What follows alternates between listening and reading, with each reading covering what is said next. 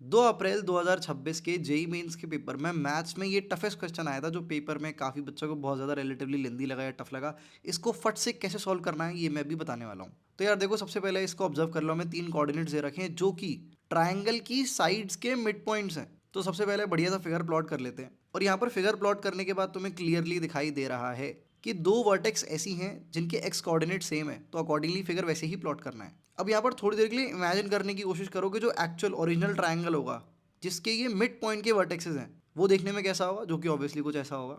अब थोड़ा और फोकस बढ़ाने की कोशिश करते हैं। लास्ट पैटर्न जो हमें यहाँ पे ऑब्जर्व करना है, दैट इज कि हमारे जो दो पॉइंट है 5/2, 7 और 5/2, 3, इसमें 7 और 3 का मिड पॉइंट क्या होता है, 7 + 3/2 5 होता है, जो कि हमारा वाई कोऑर्डिनेट है अगले वाले पॉइंट का। तो यहाँ पर हम एक सिमेट्री देख पा रहे हैं कि अगर मैं 4, 5 से आती हुई एक लाइन खींचूं तो वो पूरे फिगर को दो इक्वल हाफ्स में बाइसेक्ट करेगी। बिकॉज हमें क्लियरली सिमेट्रिसिटी नजर आ रही है, आइसोस्केलेस ट्रायंगल्स बन जाएंगे। सेम सिमेट्रिसिटी हमारे बड़े वाले ट्रायंगल पे भी अप्लाई होगी।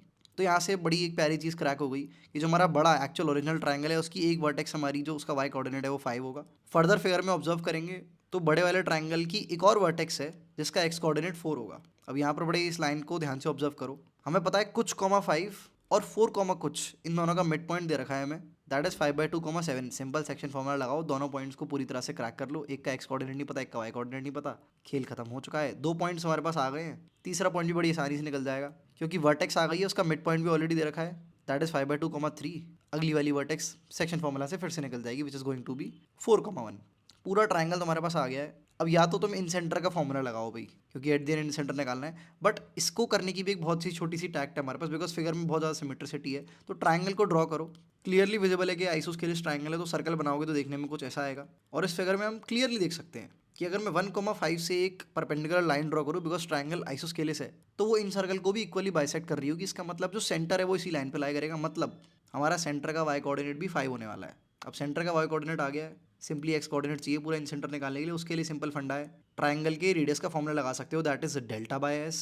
एस तुम्हारा सेमी पेरीमीटर है, डेल्टा तुम्हारा एरिया है, area half into base into height कर लेना। कमाल की बात ये है कि इसकी सारी साइड्स की लेंथ भी इंटीजर आने वाली है, तो कैलकुलेशन बहुत आसान है। डेल्टा बाय एस लगा के तुम्हारा रेडियस आ जाएगा। नाउ एट द एंड तुम्हें सिंपली सेंटर से नीचे वाली साइड के बीच की डिस्टेंस बतानी है। साइड के दोनों कोऑर्डिनेट देंगे तो लाइन तुम्हारे पास ऑलरेडी है ही, ये डिस्टेंस कैलकुलेट करनी है। इसको आर से कंपेयर कर दो, एच की वैल्यू भी आ जाएगी, that is the x coordinate of in centre. ये पूरी राम कथा मैंने बता दी। इस पूरी प्रोसेस को और भी शॉर्ट किया जा सकता था। एक छोटा सा फॉर्मूला होता है, अगर ट्राइंगल की साइड्स के मिड पॉइंट दे रखे होते हैं तो डायरेक्ट कैलकुलेट अगर आपको करना हो कि क्या वर्टिसेस होंगी ओरिजिनल ट्राइंगल की, तो उसका डायरेक्ट ये फॉर्मूला होता है, जहाँ पर आपका डी ई एफ जो है वो गिवन मिड पॉइंट्स होते हैं हमारी साइड्स के, जो कि होती हैं बी सी सी ए और ए बी। तो ये डायरेक्ट फॉर्मूला लाइक बेसिक जो कैलकुलेशन करोगे उससे जो अल्टीमेटली फॉर्मूला बनता है वो यही है। इसको भी याद कर सकते हो बिकॉज ये बहुत ज़्यादा रिपीटेड चीज़ है।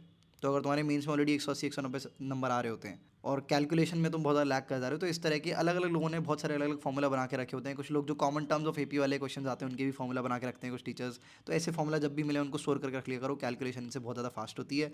बट इनको थोड़ा प्रायोरिटी में आगे रखो। अगर तुम्हारा स्कोर ही 120 130 आ रहा है तो पहले अपनी प्रॉब्लम सॉल्विंग स्किल्स को इंप्रूव करो, फिर कैलकुलेशन को प्रायोरिटाइज करना। दैट इज़ वाई, इसलिए मैंने बोला जिसकी 180 ज़्यादा आ रहे हैं वही इसको प्रायोरिटाइज करे। That's it for this video.